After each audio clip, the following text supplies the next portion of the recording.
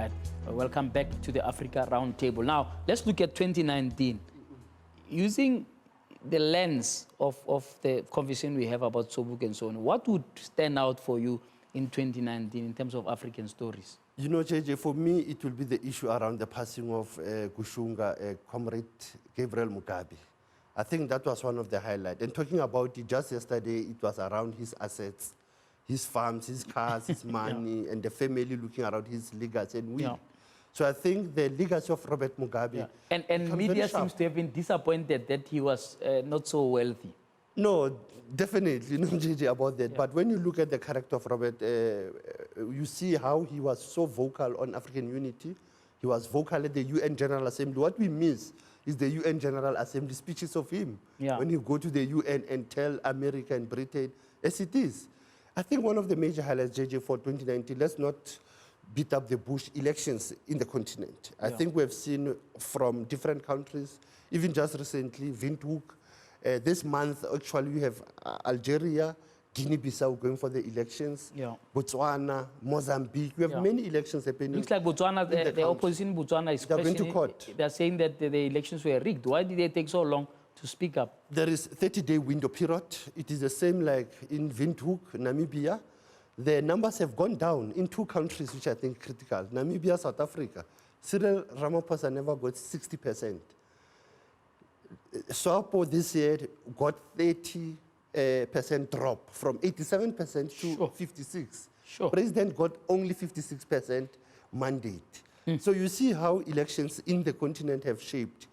We saw how the EFF got a lot of seats this year in the 2019 national elections, getting 25 seats. So you see how change has happened, JJ. For me, I think those are the 44 seats now. You know, actually, moved from 25 44 to 44 seats. You know. So for me, I would say elections in the continent, JJ, was a major story. The issue like the passing of Robert Mugabe. I think those, for me, JJ, are the major stories that will build up towards 2020. As we have said, we'll be taking the AU. So it means that South Africa has to be careful in understanding even the legacy that we have mentioned of Sobukwe, Mugabe, that we don't mix them. We don't even bring them into question about Robert Mugabe, because I think people have said a lot. Last week on the show, in fact, previously on the show, it was about Zimbabwe, why Zimbabwe is collapsing. Is it because of the legacy of Robert Mugabe? But we didn't see his project in the SADC region, frontline states. All right. What stood out for you in terms of the continental stories this year? I think that the big story that comes through is the contestation between the West and China, in particularly Asia, that they are contesting for the control of the continent, which is quite scary when you look at it from a Sobukwe perspective. It's a new scramble for Africa. If you remember, Europe used to be here. America took over, basically. Then China is contesting with America, who controls Africa and her resources.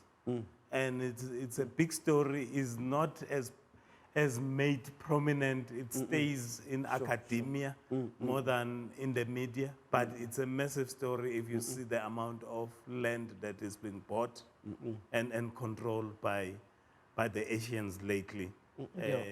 Is it necessarily a bad thing in terms of global interactions and broadening horizons? For example, where we have African-led businesses exporting to other places, becoming multinationals which can operate beyond the borders. Is it necessarily a bad thing around which we must be so scared? If we can negotiate our own terms. We must be scared, particularly on the last sentence that you are saying. The problem is that we are not negotiating on our own terms.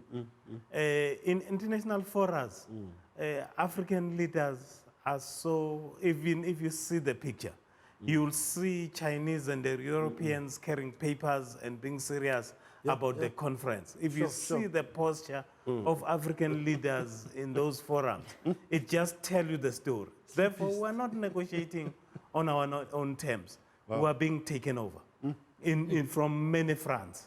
And we need to change that. The economic agreement that was signed the Africa Free Trade. Africa free trade. Don't you think that's a positive step? That's- Was increasing intra-African trade this year? That's a positive It's a step. positive step, yeah? It's a positive step. We need more intra-African trade. Yeah. But where we are lacking, where we need to work very hard, is that we need to establish manufacturing sector in the continent. Now we are trading other people's produce. Yeah. We are not trading our own produce in that free trade scenario. We need to bump up. There are good news from a technological sector. If you see what's happening Yeah. in Kenya and Rwanda, Rwanda, in particularly. Ghana is coming well, and Nigeria. And of course, Azania as well. There are things from an IT perspective that are coming through, but they are not as in a critical mass as they should be. It's still pilots and yeah. centers and isolated centers of excellence, and we need to bump up that. Africa, yes. JJ, raising the issue of economy, and you say, is the global trade not something we should be open to? Yeah. Look, let's look at TICA, JJ. Japan has called all African leaders during 2019. Vladimir Putin called African leaders in Russia. So you can see how Africa has become contested, as you have said, that the Sobukwe's vision now of Africa being scrambled once more. Yeah. So Sobukwe was very careful to say, let's look at Africa's wealth.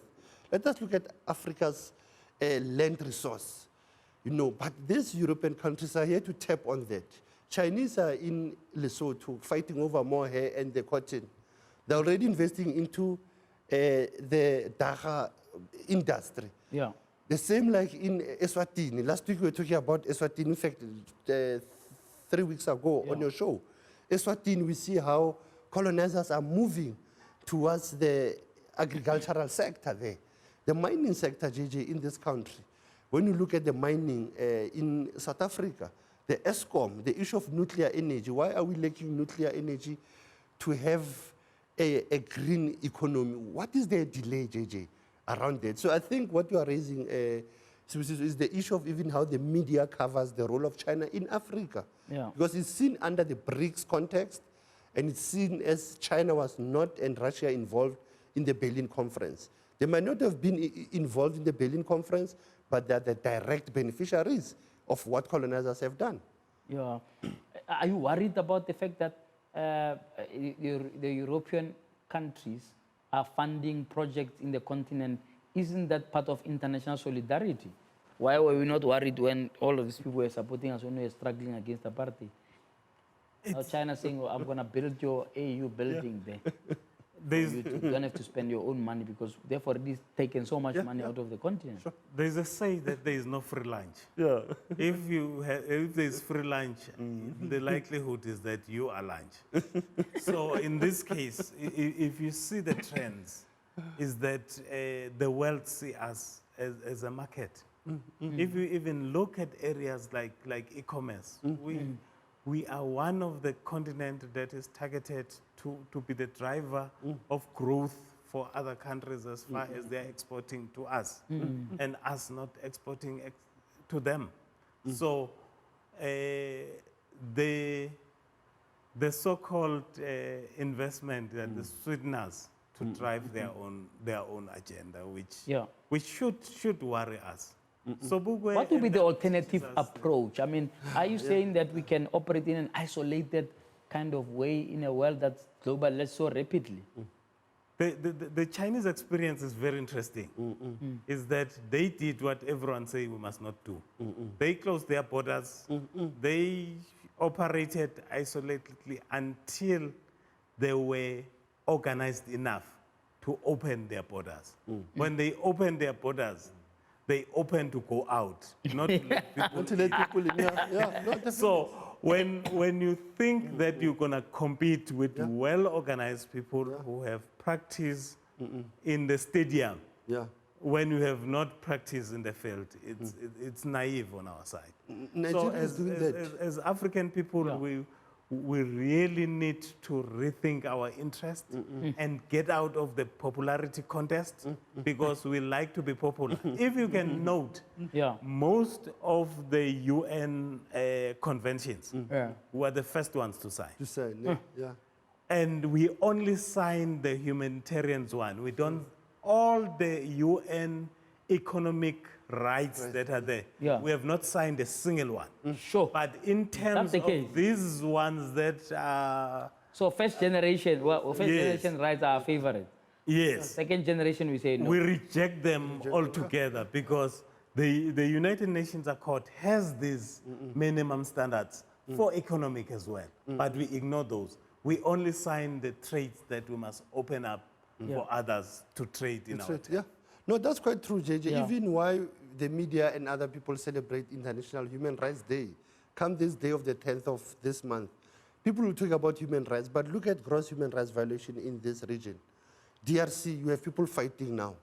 People are angry with the UN peacekeeping missions. For me, JJ, I would have said it's important, when he was raising the issue of closing borders, Buhari has closed down Nigeria now. There's no trade, JJ, between Niger, Chad. I was there actually last week, JJ, in Abuja.